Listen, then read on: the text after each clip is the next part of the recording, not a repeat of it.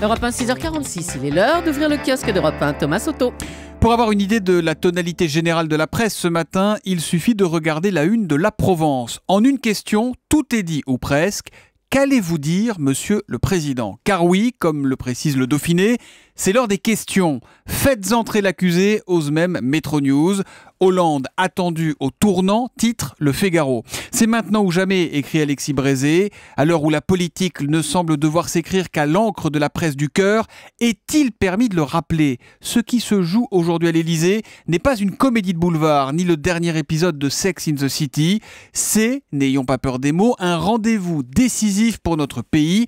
Attention, dernier arrêt avant le grand toboggan, estime l'éditorialiste du Figaro.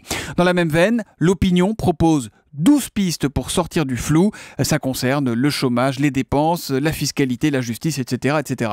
Et pendant ce temps, Julie ? Pendant ce temps, quoi ? Eh bien, pendant ce temps-là, Sarkozy, c'est la une du Parisien aujourd'hui en France. Ballon d'or du contre-pied ce matin dans la presse. Le quotidien consacre donc à Nicolas Sarkozy une double page.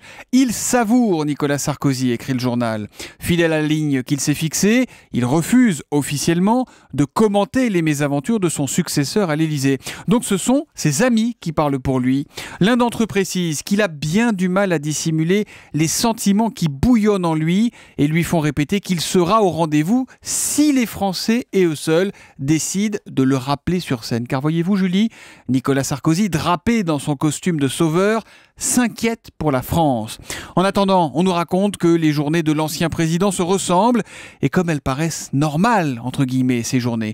Il travaille, il fait du sport, il téléphone à Carla pour prendre de ses nouvelles, il travaille encore, il rentre chez lui, puis le couple sort ou regarde un DVD. Il paraît qu'il est accro aux séries et qu'il adore notamment Borgen, Game of Thrones ou Breaking Bad. Et le lendemain, rebelote, fermez les guillemets. Alors tout cela ressemble à une partition remarquablement interprétée par ses proches. Petite dissonance quand même entre fidèles sur le dossier Closer. Quand l'un s'étrangle des doutes brandis par la gauche sur l'affaire Closer, un autre s'interroge à haute voix. Est-ce que ce sont des gens de chez nous qui ont parlé ? Des réseaux sarkozystes qui ont sorti ça ?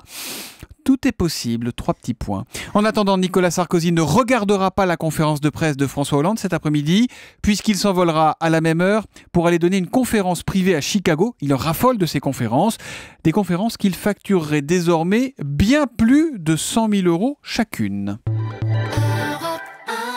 Europe 1, il est 6h49. À la une des régions, votre rendez-vous quotidien avec les régions. Bonjour Marion Calais. Bonjour Thomas. Aujourd'hui, grâce à vous, on déconnecte. Alors, petite question pour commencer. Pendant combien de temps maximum êtes-vous capable, Thomas, Julie, de vous passer de votre téléphone portable ? Oh, largement 1 minute 30 pour ce qui me concerne. Je crois qu'on peut vous... Et vous, Julie ? 1 heure. 1 heure. Donc, je pense qu'on peut vous classer tous les deux dans la catégorie des accros.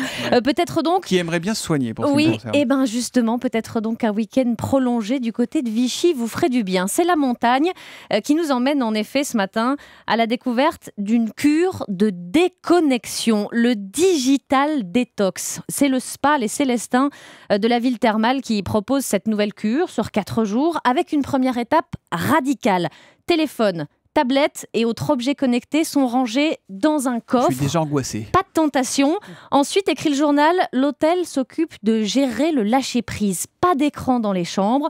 Et au programme, là c'est plutôt pas mal, des massages, des gommages, des sorties au grand air et des séances de sophrologie. Il faut couper les tensions que l'on subit quand on est continuellement connecté, dit la coach de l'établissement. Sauf que, ajoute un spécialiste de la cyberdépendance dans la montagne, on imagine aisément la personne qui a participé au programme allumer son portable dès qu'il l'aura récupéré. Un risque balayé par la sophrologue du spa avec ce courrier qui leur est remis, leur conseillant de ne pas se jeter sur leur smartphone pour garder les effets du séjour. Un séjour tout de même à 1 480 € pour 4 jours. Ah oui, on n'a plus les moyens de payer le téléphone. Voilà, derrière. soit il faut faire des économies, soit il faut apprendre, Thomas, Julie, à s'auto-réguler. Et tout ça est donc à lire dans La Montagne ce matin. Merci Marion Calais. À Thomas Soto régulé.